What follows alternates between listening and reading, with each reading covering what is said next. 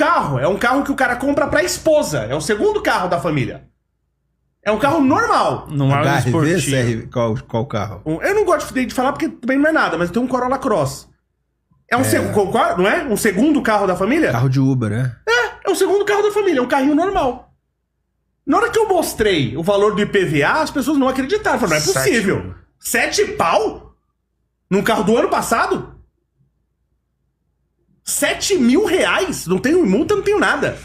Então o peso do Estado é insuportável.